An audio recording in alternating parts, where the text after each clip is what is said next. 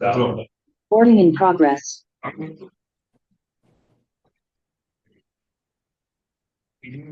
Forum, thanks for showing prompt to share that. Our first item of business is the vote on the approval of the agenda. Nope. Second. By Des Moines, seconded by Altoona. Any discussion on the agenda?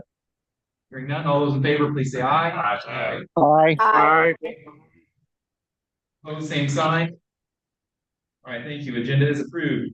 Up next, we have a vote on the approval of the September meeting minutes. Move. Second. Moved by Altoona, second by Urbandale. Any discussion on the minutes? Hearing none, all those in favor, please say aye. Aye. Aye. Aye. Opposed, same sign. Minutes are approved. Up next, we have our consent agenda, which requires a motion to vote on. Move. Second. Moved by Altoona, seconded by Full City. Any discussion on or questions on the consent? Hearing none, all those in favor, please say aye. Aye. Aye. Aye. Opposed, same sign. Consent is approved. Do we have anyone signed up for public comment, Dylan? We do not. All right, moving on. We have a public hearing on the downtown dam mitigation and user access project construction contract. Turn over to Zach. Thank you. As you're aware, we set a public hearing date at last month's meeting for the Uplands portion of the Downtown Water Trails project. We have Mark Land here today from the consultant team to speak with us about this project. He's going to give a brief update on it and an overview of the bids. And then we will have a couple of items to vote on after the public hearing has closed. So I'll turn it over to Mark. Zach, appreciate being here today, and especially when we get to share some good news on some bids. So on the next slide, just as a reminder from last month, the Uplands project that we talked about included what you see there on the graphics, includes grading, trail, sculpted concrete, erosion control, some retaining walls, and just basically overall the general finishes for the project to get access through this area down to the river for the in-river work that they're working on right now. And so on Tuesday, the Iowa DOT let the project, and we had two bidders. The two bidders were Riley Construction and Minturn. The bids range from basically 5.4 million to 5.8 million, with the Riley Construction Company being the low bid at 5.5 million. The engineers asked, or I should note, there was two alternates that were in that bid, and because of these bids, the low bids, both alternates were selected. Those had to do with using limestone veneer in certain areas for the aesthetic part of it. That we put in there just in case the bids didn't work out, but they did, so now they can be in there. The engineer's cost was about 6.3 million. So when you do the math, that's about 800,000 under the engineer's estimate. Wasn't there a cap at 6 million on the bid though? What's that? Wasn't there a cap that you wouldn't accept any bids over 6 million?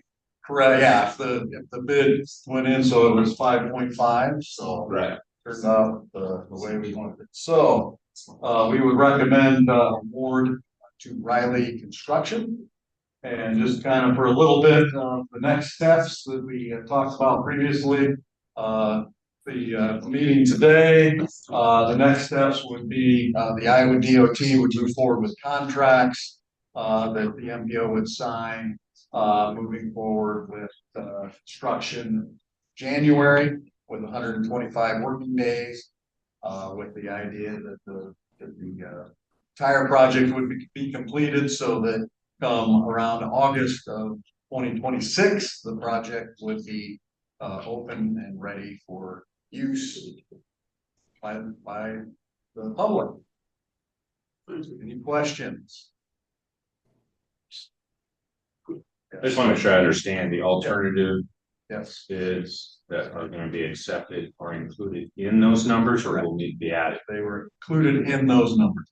So the way the bid was set up is that there was, if the bid was at a certain threshold, because the DOT normally doesn't do alternates where it's kind of. So if it met a threshold, then they got picked. We didn't have a choice to take them out. And it met the threshold, so they got picked. It's in that number. And when you say completion, what, is that just Scott will be completed, or is that Harriet, or is that will? Harriet will be completed mostly this fall, not final completed for use till next spring. This project at Scott would be what we're talking about for August of 2026. Other questions? And that, I should note, that assumes we don't have Right. a flood like we did last or this past spring. That might change that schedule. And then we haven't done anything with Prospect. Right. No bidding yet. No And when does the bidding funds have to be, for when does the funds have to be used? 2027, for those, for this build grant, those projects have to move forward to construction by July, I believe, of 2027. But not complete. But not complete, Okay. it's set to be moving forward. Perfect. All right, other questions, Mark? All right, thank you, Mark. Because this is a public hearing, anyone present from the public or online who wishes to speak for or against this contract, either press *9 and call upon, give your name, address for the record. If you're here, stand up, move to the podium. Do you have anyone online? All right, doesn't appear to be anybody wishing. So we do require a motion to close the public hearing. Second. Moved by Joaquin, seconded by Johnson. Any discussion on closing the public hearing? Hearing none, all those in favor, please say aye. Aye. Aye. Opposed, same sign. All right, public hearing is closed. Moving on, report and vote on that, the plan specifications, form of contract, and cost estimate of costs. Zach. So as I mentioned, there are a couple of voting items here. The first one is just to approve the plan specifications in the form of contract, as well as the cost estimate that Mark just presented to you. And then the following item would be to. Second, Zach, we have some echo. We're going to try to mute.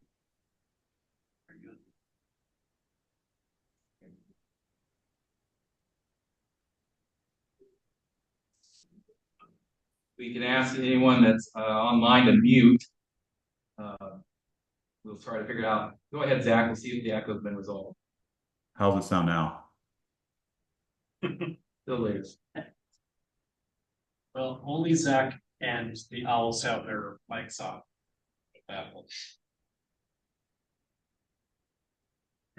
Well, Zach, we'll listen to you twice. Go ahead. Proceed, Zach. As I mentioned, this first voting item is just to accept the plan specifications in the form of contract, as well as the cost estimate that Mark just presented. This way we'll have it on file here at the MPO office if anybody requests to see it. Any questions for Zach on this? Hearing none, would entertain a motion.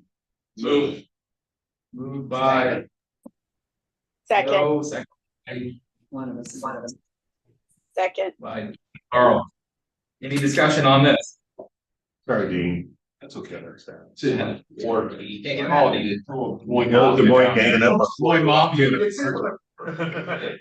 Aye.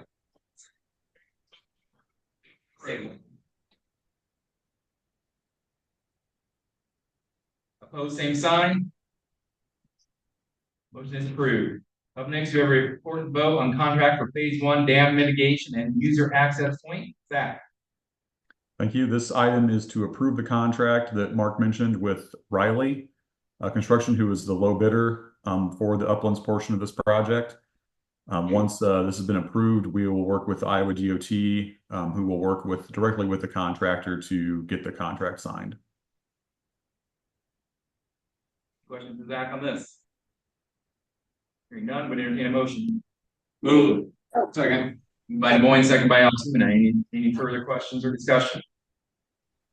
Hearing none, all those in favor, please say aye. Aye. Opposed, same sign.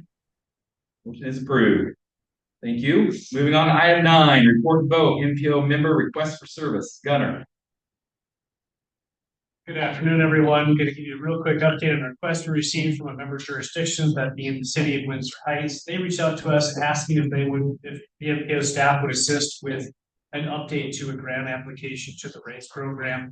This would be the third iteration of their going after the RAISE grant program. That's actually pretty common. A lot of those grant applications take multiple cycles before you get them.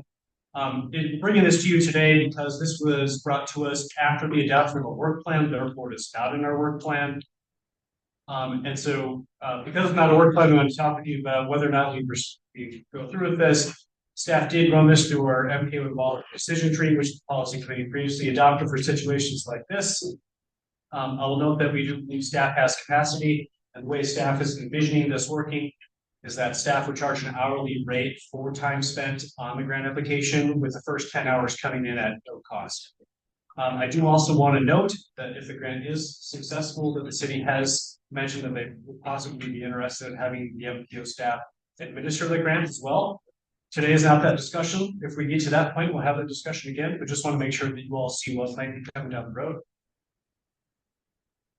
So very briefly, staff ran through the decision tree here, and where we land is on a supplemental, which means that we would say yes to the work, but we would charge an hourly rate. I do want to note that as staff was talking about this further, you could make an argument that this is regionally significant, given that it boundaries a couple of different communities. And if we decided it was regionally significant, that kind of pivots and lands us to a support role, in which case we would not charge them any funds. I think from staff and the city's perspective, we're happy with one of those. I'll ask the mayor if he would like to say anything about the project and the MPO's role. Oh, thanks, Connor. Well, the work we've asked the MPO to do, I think regardless of whether or not it's a support or a supplemental role, the engineering firm quoted us at $25,000. So the work we're asking the MPO to do would be relatively much cheaper. But 73rd Street, the phase that we're looking at doing is phase 2, which is University to Center Street. It's a very regional road. You've ever been to Walmart, you've used the road, or Sam Club, you've used the road. The amount of Windsor Heights residents that probably use the road is probably less than West Des Moines residents who use the road, or Urbandale residents who speed through our jurisdiction. Now.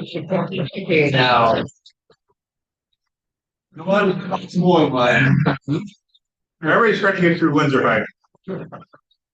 But That's what Ted said. 73rd Street is entirely within our jurisdiction, and so it falls to us. And so we are relying on the RAISE grant to try to road down and ask the MPO to look at the third iteration of the submission to the DOT.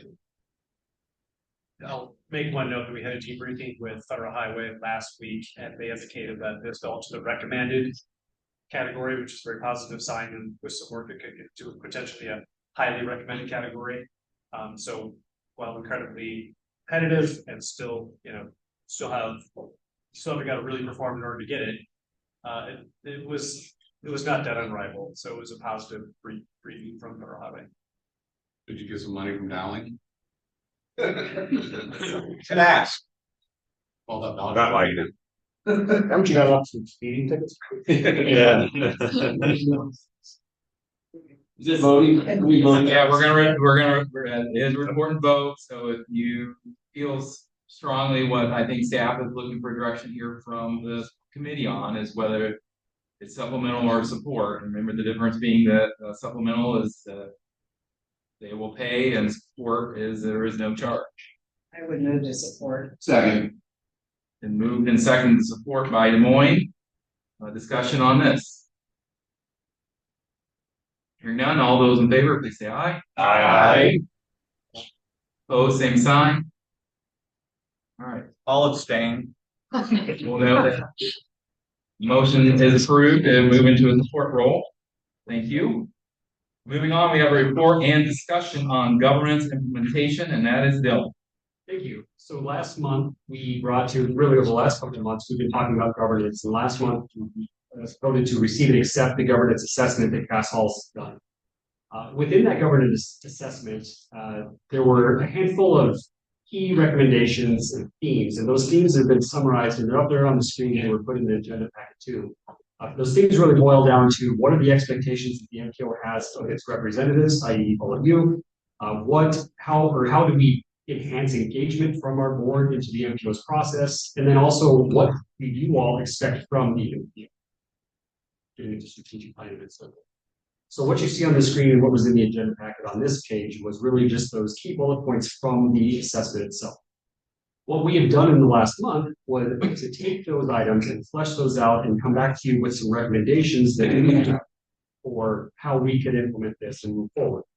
So we want to have a discussion with that here. We had a really good conversation last week with the executive committee on what you see here is the same thing we provided to the executive committee. So we'll walk through it with you as well. We'll provide some commentary, and I would encourage the executive committee to jump in as well. Of, what did we discuss, and maybe how does it differ from what you see here on the screen?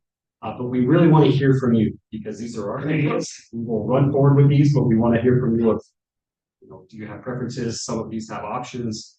There might be prioritization that we want to talk about. So that's what we'll go through here. If you go to the next slide, Gunnar, the first step there is setting expectations for MPO representatives. We've talked about this a little bit, especially number one is really just actually documenting what those expectations are. And then board members come on, having them even sign that. And that's going to be things like showing up to the meeting, being prepared for the meeting, conversing at the meeting, and just those basic things that we would expect board members. If we go down to number two, we've had some conversation about what should attendance look like. And I think what we've landed on is in-person attendance is highly encouraged. So we'll always provide that virtual option in case you just can't make the meeting. Our bylaws currently say that if someone misses 3 meetings in a row, they'll get a letter from me sending it to their mayor saying, hey, make sure this person's attending or consider replacing. One option that we've thrown in there is maybe a softer touch to begin of having the chair reach out to that person after they missed a couple and say, hey, what's going on here? Maybe send your alternate, just having a more informal touch before we get to what the bylaws require. What if the mayor is the member? And That's that problem.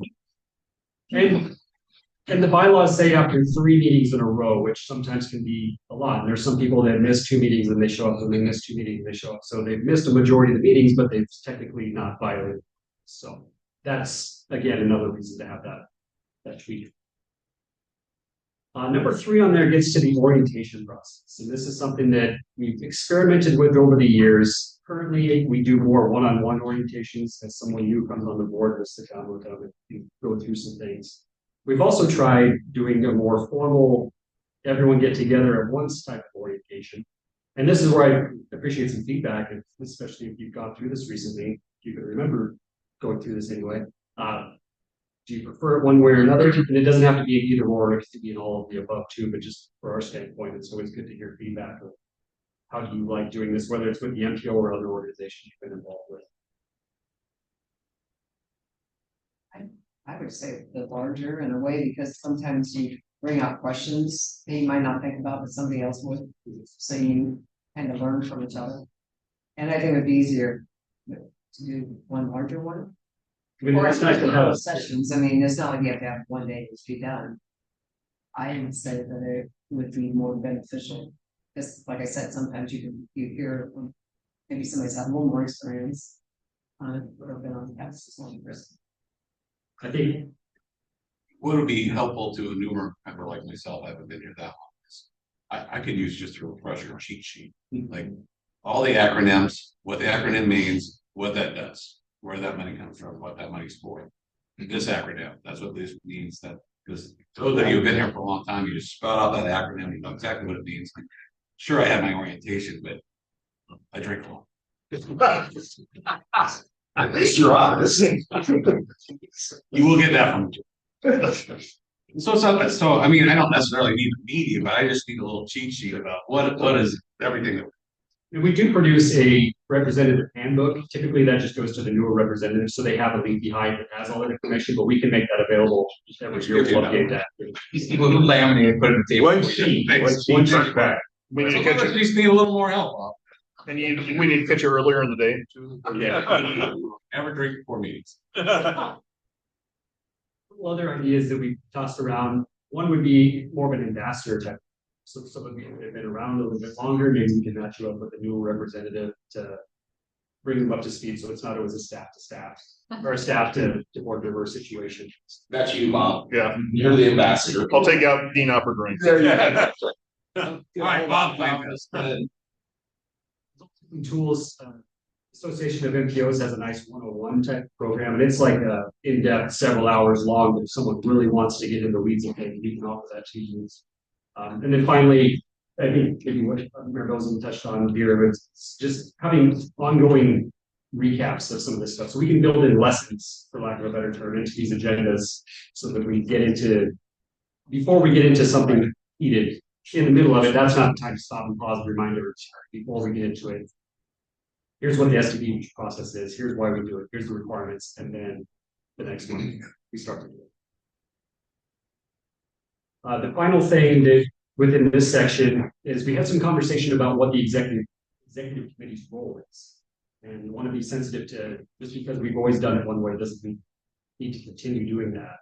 And I think from my one-on-one conversation with folks, there's I think some mixed opinions on this. Some folks see it as the executive committee is where everything happens, and by the time it gets to this committee, everything's been figured out. And also the executive committee, some see it as redundant, as you hear it at exec, and you come here and hear it at this committee, where others like that 1-2 punch of, you get an extra week to kind of to hear the materials and so forth. So want to push that back to you all and see what do you think of this. Before I do that, one thing that we have already started to take a direction on is making sure that the executive committee is very much in the recommending body where we not taking action. That does get a little complicated because there are some months where the policy committee doesn't need to, executive committee may need to take action, but those are things we can figure out. All that said, I'll pause for a moment and see if there's any reaction to any of that. I think an important value for the executive committee, quite frankly, is to hear the information, share the questions back with staff. It's kind of that early vetting piece, so that when it gets to policy, it's a more complete packet, a more complete understanding, and staff has a chance to prepare for that before we take a vote in policy. And I agree, we shouldn't be making too many decisions at executive level. It really is a pass on, except I know we have some bills that occasionally have to be paid in that off month, and obviously we need the ability to take action to keep us moving forward. My thought.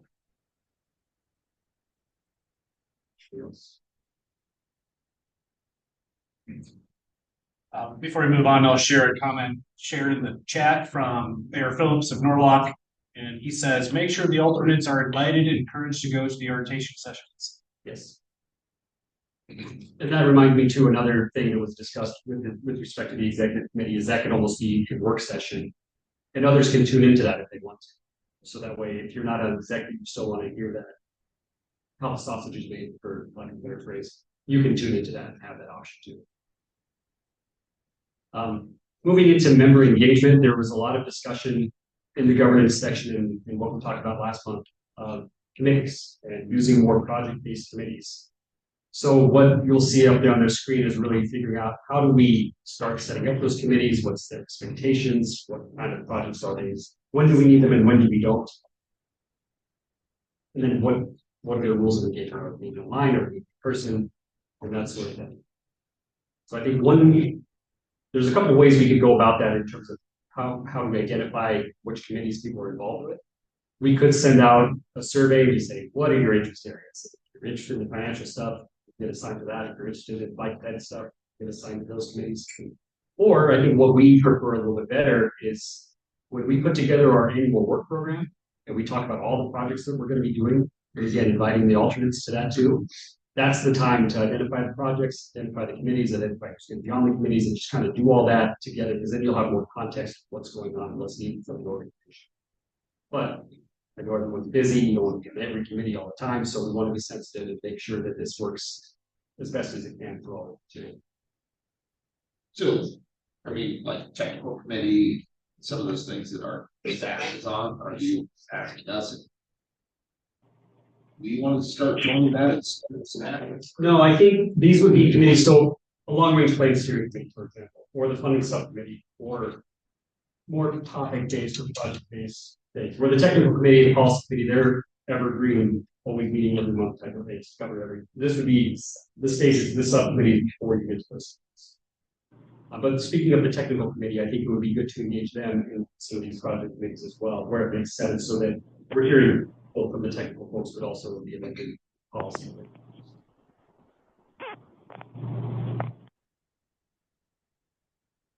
Yeah. Maybe we'll just take a little bit of every, we'll ask for volunteers, look for experience, also volunteer.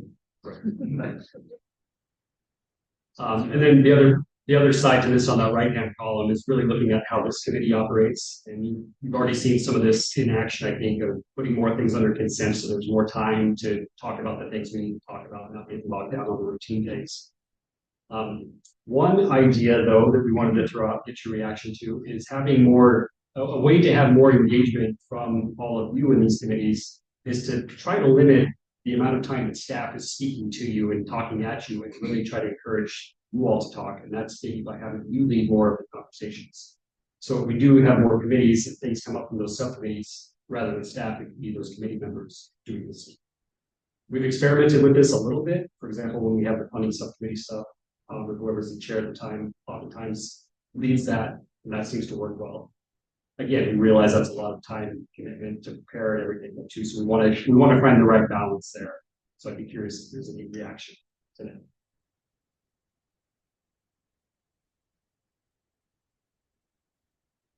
I always say being quiet is past acceptance. So I'd say so too. So we can move on, yes. Yeah. That's how we complain about there you go. That's a lot to think about.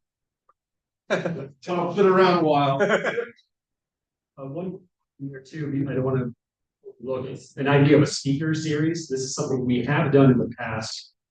When we did the Tomorrow Plan, we had the Tomorrow Plan speaker series. That was really successful, where we bring in people from outside the region oftentimes to talk about whatever, they were kind of the expert in that topic, whatever that topic was at the time. Oftentimes those were directed for policymakers. Sometimes they were for tech people, sometimes they were for general public. We've heard some feedback from folks, and we've had the idea too to relaunch that. One opportunity would be, a few options there would be to make them somewhat part of this gathering, whether it's before or after. It could be a social event that's tied onto this, that provide, that takes more of your time. The other option would be, in those months the policy committee doesn't meet, we could still meet, but have it be more of a special one-off where we hear from someone. And these wouldn't be every month, it would be as necessary. For example, one idea we've talked about recently is with the comprehensive safety action plan we've been doing, bringing in a mayor or a council member from a community that's been really successful to hear from them, give an opportunity to interact with them directly. Because you're going to learn more from that than from us or consulting about talking. So that's an idea of what we're talking about. That's something you would welcome. Too much time. Do all conversations. That's one thing to do too. We does a lot of specialization in the area. Bringing people that have more knowledge. So we can share ideas. If you want to go into that final slide, this is really encapsulating a few things we've already spoken about, but really looking at what's the expectation from you all about the MPO. So this gets into strategic planning and so forth. We've already discussed, I should say, revisiting the MPO's vision and mission and that sort of thing. It's been a while since we've done a strategic plan. And I know that was kind of a painful process last time. What we have in mind is we could really turn our annual work program into the strategic plan and have kind of an annual strategic plan that we can revisit, make it less of a DOT requirement of fulfilling and actually make it useful for us and for you to understand. These are the things we're really going to commit to over here. Here's who's going to work on it. Here's what the cost is going to be. All the things that go along with that. That's really the big thing out of this section that we haven't already spoken about. I think the other thing would be we can get back to doing annual, or maybe it's not annual, but regular performance surveys. That's something we did a couple of times in the last decade, but just touching base and Kind of like you do with your citizens every once in a while. Just how are we serving you? Are we doing a good job? Shape, that's why it's needed. Just those kind of things. It's a nice benchmark and something to understand so we can build. I think as fast as things move, when we talked about this in exec, I would like to see that we do some strategic planning every time we do our work plan, because different programs are coming up, different things. Gives us all an opportunity to kind of view those, advance, understand them, and kind of rally behind and support it. So at the timing of that, typically we start our work program in January, February timeframe. So that'll be a time where we could have a workshop or an annual summit, even if you want to call it that, where we can invite primary and alternate members. And it's in some places, if we get successful enough, it's almost let's throw everything and we almost have to weed out what we're not going to be able to get to because there's so much, we haven't ever been in that situation. It's usually us trying to figure out, throw some ideas, here's the things we have to do, and then what else we do to round out. But we want to, just like the Windsor Heights item here previously, those are the type of things we hear from, make a decision on what we're going to do at that time. Think strategically for the rest of the year. I'll stop talking. Thank you for your feedback on this. Open to more. Yeah. Sure you will. I heard that earlier. Right. Well, last strategic plan was 6 years ago. That's too frequent by far. No, we had one. We had a kind of. We had a little revisit. Yeah. After we actually implement. We had a day long. it was half day, wasn't it? We kind of just walk out the door and had. Yeah, so it's not gonna turn into, like, we're gonna go back and forth and say, we're gonna do more of the transportation, and some people aren't gonna want, are we gonna work on actually your work plan, or how, I guess. Well, I think it's probably a two-step approach here. I think we discovered in that mini session that perhaps there are some divergent points of view on the mission and vision of the MPO, and we've got to get those in alignment with the majority of, or reaffirm or change that with the majority of this board, and then through that, the mini. But I think what Cass has discovered too, with her work is the MPOs do have a focus on smaller, larger communities. I think that's where the rift's coming from, trying to be the MPO for all. So I do think we need to, there's going to be that large scale heavy lift of the top, and then there's going to be this annual. I think I don't know, like our mission and vision along our cities hardly ever change. Like the MPOs, once we are all comfortable with it, likely will never change. It's going to be that annual work plan update where we're going to refine. But I do think our large scale mission and vision, we need to spend some time on. I think we can make that less painful by taking those comments from the half day and trying to come up with a narrower lane, and with Cass work and other stuff, and try to make it quicker process than, what was it, 6 months or This year, wasn't it, Bob? Yeah. That we went through. And a lot has changed since that time too, in terms of other organizations existing to do some of that work. Right. Any questions? So Yeah, I understand. any other comments? I didn't think that was very productive. That's half day that we did. And highlighted that we have differences of opinions. So that's the productivity of it. Some people thought it was productive. At the end of the day, what you come up with, the majority still. Anything else? that's what I have. Thank you for your feedback. All right. If you need anything else later, feel free to email Dylan. We'll move on to report the comprehensive safety action plan update. And this is Zach again. Thank you. Just want to give you a quick update on where we're at with the comprehensive safety action plan. The consultant is currently going through a second round of public engagement. The first round was an online map that focused on kind of identifying locations where people felt safe or unsafe on the roads, as well as where they had near misses. The second round is using the same online map. However, this time they're asking the community to prioritize one location where they would like to see improvements made. So there's a link to that map. We'll send it out in the post-meeting email. We just ask that you try to push that out to all your networks so we can get as much feedback on that as possible. On the next slide here, we've got a graph that kind of shows you where we're at in this process. So right now we're in the middle of that red triangle there. They're working on the countermeasures toolbox, the implementation plan, as well as a Safe Streets visualization and Vision Zero toolkit. We're expecting to start seeing drafts internally of these documents in the next probably 4 to 6 weeks or so. We are on schedule to have a final draft plan for the community to approve probably in January. That's what we're targeting anyway. And then following that, there will be the process of developing an implementation grant. I would note that we have had confirmation from the Safe Streets and Roads for All people at the Federal Highway Administration, and they're telling us that we do not need to have every community supply a resolution. We originally thought that that was something that was going to happen.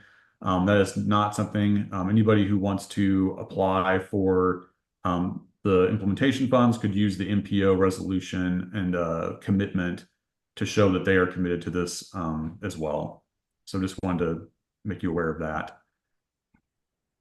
I think that might be my last slide. Gunnar, is there another slide here for this? Nope. So happy to take any questions you have. I just wanted to give you that quick update on where we're at with the Comprehensive Safety Action Plan.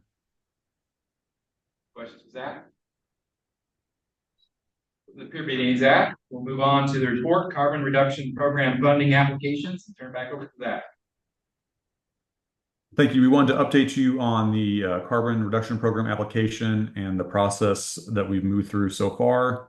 So the deadline to submit those applications was back on September 27th. We did receive 8 applications from 5 different member communities. You can see those applications listed on the screen before you. We got 1 from Ankeny, 1 from the City of Des Moines, 1 from Johnston, 4 from Pleasant Hill, and 1 from Urbandale. The total request in CRP funding was a little over $9.1 million. We did host a presentation workshop back on October 9th. This allowed the applicants to come before the funding subcommittee and present their projects. It allowed the funding subcommittee time to ask questions. We also met with the funding subcommittee directly after the presentations, and they developed their recommendation for the CRP funding. Ultimately, they recommended to award out $4.4 million of the funding that's available, and then hold the remaining $2.7 million in reserve until the next round of CRP funding, which presumably would be this time next year. On the next slide, there is a table there that shows you what the funding subcommittee has recommended. They have recommended that Ankeny receive $1.5 million for their South Ankeny Boulevard project. That's intersection improvements. Des Moines would receive $2.5 million for their Fifth Avenue Complete Street project. Pleasant Hill would receive $320,000 for their traffic signal improvement advanced vehicle detection project, and then Urbandale would receive $100,000 for their Douglas Avenue traffic signal optimization project. So as I mentioned, $4.4 million that they're recommending to award out, and then holding that $2.7 million in reserve for the next round of funding. The next slide kind of outlines what the process moving forward is. So this is just on here for informational purposes this month. It would come back to the committees next month for approval, with ultimately the policy committee approving at their November 17th meeting. As part of that recommendation would be to also amend the TIP to include these projects into the TIP. That's something the DOT has highly encouraged us to do, to get those projects into the TIP as soon as possible. So we would do that directly following that November approval. I would note that staff did receive a letter from Johnston yesterday requesting that their application be reconsidered for funding. That letter was sent out to the policy committee members earlier this morning. I think there might be some representatives from Johnston that may want to speak at this meeting. That's all I have on this update, but happy to take any questions that you might have. Zach? Seeing no questions, we'll let Representative Johnson speak. Thank you, Mr. Chair. So on behalf of the City of Johnson, we would ask the MPO to reconsider Johnson's application, which I would note was also sponsored by the IWPOT, and consider awarding some of the unallocated carbon reduction program funds to this project. And the basis of this request is that the purpose of this grant is carbon reduction.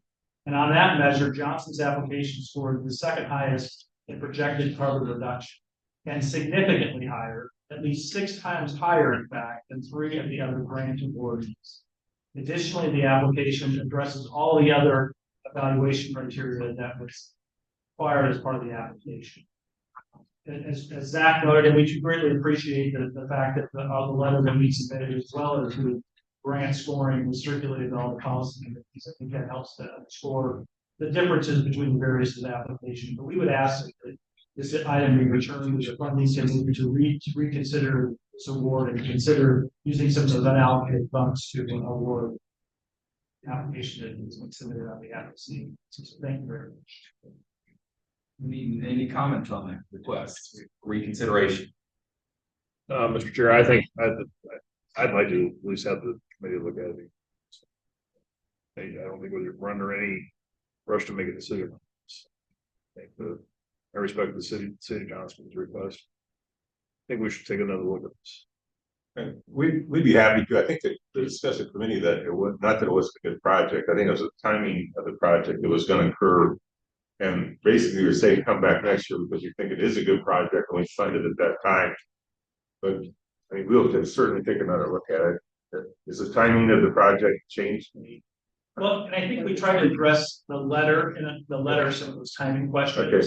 but certainly we'd be happy to, as part of the consideration. That would be very Sure. rich. But I know specifically our staff, in an attempt to address that question, we're timing about that.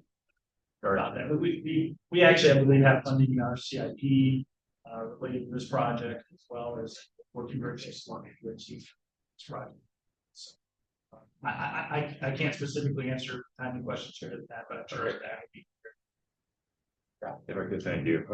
Is there an opportunity to get what the commitment will be from the state project? Because, we preferred to hear that this would be the last money in, or at least pretty close to that.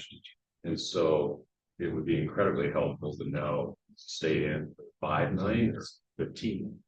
Sure, and I'll ask our staff to supply that, and that can be. And I don't know, to the extent, obviously, the timing on this is out to 30 or so. It is. Project size, so I'm not sure where the DOT is as part of their process on that. But certainly we can check on that to see how that. Yeah, because I would also express that I thought it was a good project for the most part. And the timing was the main issue, not knowing what the commitment stayed with. Right, and obviously, I think our concern is delayed into next year. How does that, is that the same standard that's being applied to other projects as well, that might be a sense time? So Closely, so, yeah. So I think that part of it. We just want to make sure that obviously, from the scoring standpoint, I think our program scored really well. Right. And so that's what's really confusing to us. Why, but understand the issue on the timing, and we'll certainly, I'll report that back to our folks and know. We appreciate the willingness to reconsider it and answer those questions. We can reconvene, I know, with a Teams or Zoom or whatever. First way you do a meeting before the next in timely fashion with the next policy. Today's just a report, so we've got scheduled for next month. I don't think there's any pressing need to actually vote on it next month. At some point we will have to, but if you guys can, I'm not hearing any objections to sending this back for reconsideration. So unless there's a big objection outcry, let's send it back for reconsideration for the committee to evaluate. Tom, I'm pretty certain the DOT 5-year program will have a line item in there, or there'll be an amendment to insert your project. So that will give you a good insight to where that programming money will be. I believe the real estate is going to be acquired at 26 to 27. So that tells me it's programmed. So it should be there. You'll answer. So I don't know. I don't think we need a motion to we don't need a motion to reconsider. So We'll just do it. And then staff will coordinate with the city of Johnson to get the additional materials for you guys. Yeah, we greatly appreciate the coordination that's already happening at the staff level. All right. Anything else on that? All right, we'll move on to director's reports. Okay, just a couple items for you here.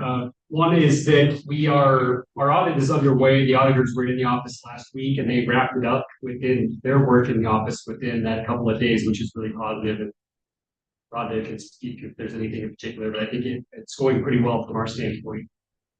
When we talked about earlier, the governance assessment and the implementation of that, we'll continue to push forward on that. Thank you again for the comments you had earlier. The other thing we're continuing is doing one-on-one meetings with board members. So we haven't heard from them yet. Please know I will be reaching out. Turning to staff a little bit, we had a personnel committee meeting earlier, right before this meeting, to talk about the contract we have with Zach Young. That contract expires at the end of this year, so we're working through what to do with that. Also want to just note it's conference season, so staff's out getting training and doing a lot of engagement within the planning community. We have a few people at the APA, American Planning Association Iowa conference right now. Gunnar and I were at a conference with the National Association of Regional Councils last week too. So just a heads up, we're off trying to learn more to serve you better. And then finally, next week, we have a meeting with the DOT Director Marler to talk about some of the work that's going on here and how to coordinate with that with the MPO. Also coming up is I serve on the Automated Transportation Council, which is a statewide organization that's or committee that's looking at how do we prepare for technology and autonomous vehicles and so forth. I made an update this was a while back. There's an autonomous trucking company who wants to start operating here in Metro. We'll get an update on that at that meeting. From what I've heard is they pushed their start date to early 2025. But we'll learn more. I know they've been operating in Texas, so at this meeting we're going to hear from the Texas DOT and the State Patrol and City of Austin to learn their experience with this particular company. That should be pretty insightful. Finally, one thing that we've set up, I knew this was coming, but now it's been set up. So April of 2025, we will have our quadrennial certification. So every 4 years, we're reviewed by the US DOT. That's scheduled for April 1st and 2nd, I believe. So in April timeframe, when we get to that policy board meeting, we'll probably have results to share with you from the US DOT. Where they'll come in and say whether or not we are meeting our expectations and any recommendations they have for us. So that'll be a heavy lift for staff here early next year. So that's right. All right, other non-action items. We have one from Zach. Yes, thank you. Just wanted to quickly update you on the long-range plan and some comments that we have received on that. Just a reminder on the schedule here real quick. We do have the draft chapters out. They were put out or posted on September 23rd. We have a 30-day public comment period, so that public comment period will close on the 23rd of October. If we receive any significant comments between now and October 23rd, we will share those out to the committee through email. However, we are taking the comments we have received currently and are incorporating those into the plan. Ultimately, we'll be bringing the draft or the final plan back to you in November for you to approve at the policy committee meeting. On the next slide, I've got a quick summary of what some of the comments we have received are. We have got some comments from DART on Chapter 3, the bicycle, pedestrian, and transit chapter. They had a few, I would say, mostly pretty minor comments on the transit section. We'll be incorporating those into that final draft. We appreciate their feedback on that. And then on Chapter 4, aviation and freight, we've had a handful of comments on this. From the Freight Roundtable, it was requested that we include additional information on the other transloading facilities that are operating in the metro area. This would include additional information on the Central Iowa Railport as well as the Midwest Transload Industrial Park. The first one is in Des Moines, the second one there is in Altoona. In addition to that, we had some comments about including more rail projects in the project list. We have reviewed the Iowa DOT's state rail plan, and we've included the projects from the railroads that were included in that. We have included those in the list as well. Those mostly had to do with some safety measures on the tracks as well as expansion on the whole Avenue yard. We have reached out to the railroads to see if we can get some additional information from them. We have not heard back from them yet. If we do, we will definitely incorporate the information we get from them into that chapter. In addition, we have received on the next slide a couple of comments from the general public. One of them was in relation to wanting to see or needing to see more growth in Southwest Des Moines around the airport. Another one was addressing the Iowa DOT and wanting to see them upgrade their litter removal and mowing operations across the metro. I would say that neither one of these comments are really directly related to the content of the long-range plan. However, we will be documenting them in the public engagement appendix of the plan. Happy to take any questions you have. As I mentioned, we will incorporate these comments into that final draft, and we'll have a final draft to present to you in November. Yeah. Got Southwest Des Moines comment from Joe Gatto. I don't know if you have any. Wow, that's a lot of stuff, right? Have any questions for Zach? Does the committee have any non-action items that you need to discuss? Hearing none, our next meeting is on November 21st, 4 p.m. Thank you everyone for attending today. We are adjourned.